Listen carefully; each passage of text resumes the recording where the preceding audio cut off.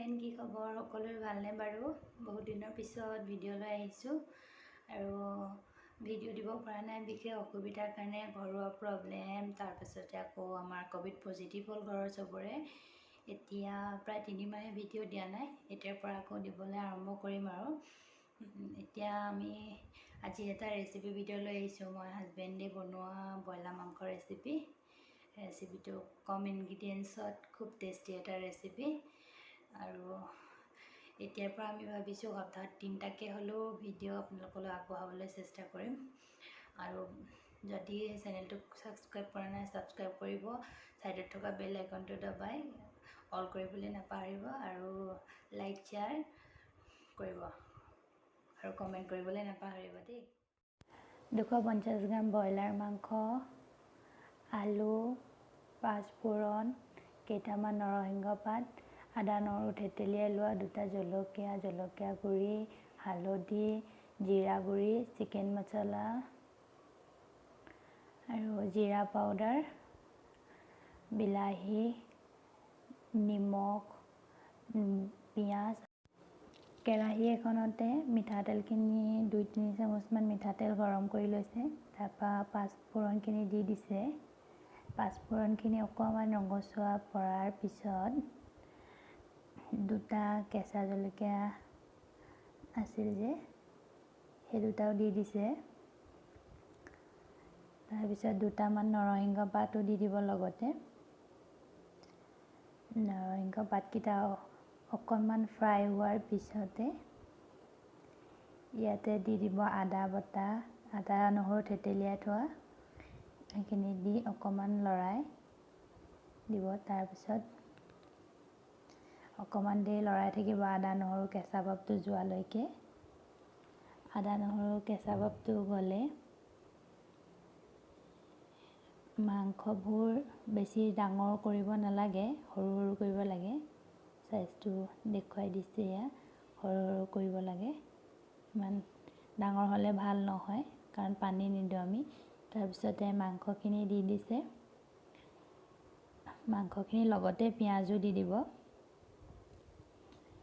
পিঁয়াজ দি এতিয়া অকণমান লৰাই দিব। ভালদৰে অকণমান দেৰি 1-1.5 মিনিটমান লৰাই থাকিব। 1-1.5 মিনিটমান লৰাই থাকিব লাগে যাতে মাংস, পিঁয়াজ আৰু মছলাখিনি মিক্স হয়। তাৰপিছত সোৱাদ অনুসৰি নিমখো দি দিব। এতিয়া সোৱাদ অনুসৰি নিমখ দি দিয়াৰ পিছত আকৌ অকণমান ভালদৰে লৰাই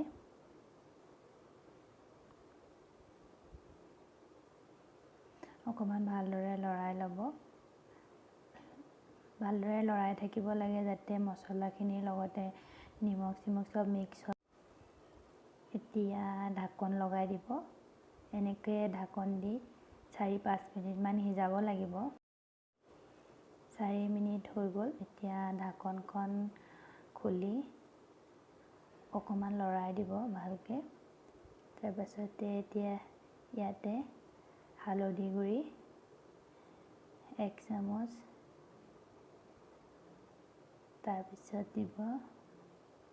তাৰপিছতে দিছে জিৰা পাউডাৰ 1 চামুচ।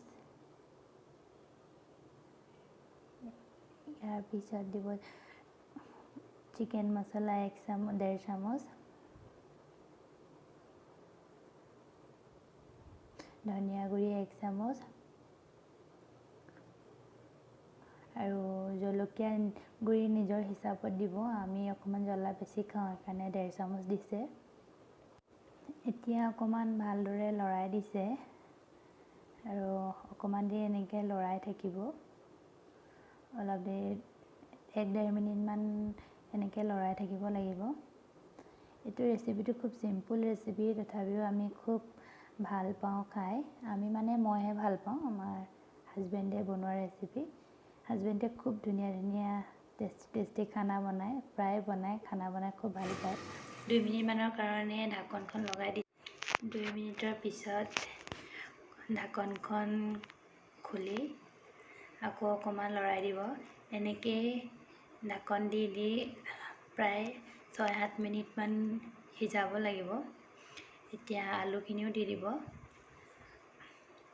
আলুখিনি 90% সিজালৈকে এতিয়া ঢাকন দি সিজাব, মাজে মাজে লৰাই থাকিব। আৰু আলুখিনি দি দিছে।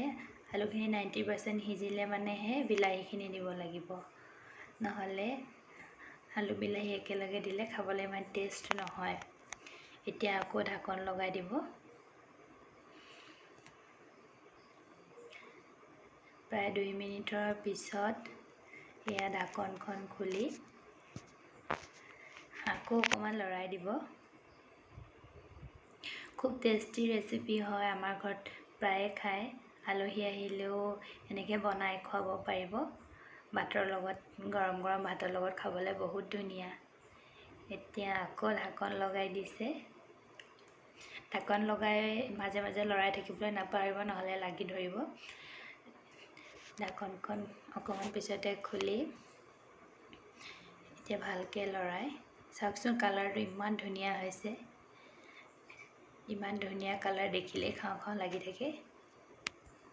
ইমান ধুনীয়া টেষ্টি এটা ৰেচিপি আপোনালোকে বনাই চাবচোন, কেনেকুৱা পালে জনাব খাই। এতিয়া বিলাহীখিনি দি দিব। বিলাহী আমি মিডিয়াম চাইজৰ 2টা বিলাহী ব্যৱহাৰ কৰিছোঁ। আপোনালোকে জোখত চাই পেলাই ব্যৱহাৰ কৰিব পাৰে। ভালদৰে বিলাহীখিনি দি লৰাই দিব। এনেকৈয়ে 3-4 মিনিটমান লৰাই থাকিব লাগিব। ইমান ধুনীয়া লাগিছে চাওকচোন, ইমান টেষ্টি হয় খাবলৈ। আপোনালোকে বনাই খাব আৰু কেনেকুৱা পালে জনাবলৈ নাপাহৰিব দেই।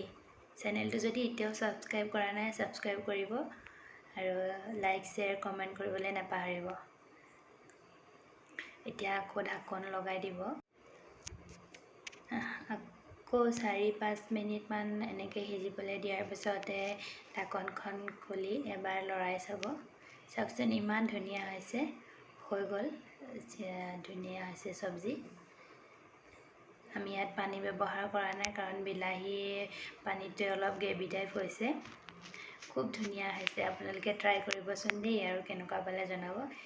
এতিয়া ঢাকনখন দি বন্ধ কৰি দিব। ব'লকচোন এতিয়া আমি ৰেডি কৰোঁগৈ খাবলৈ।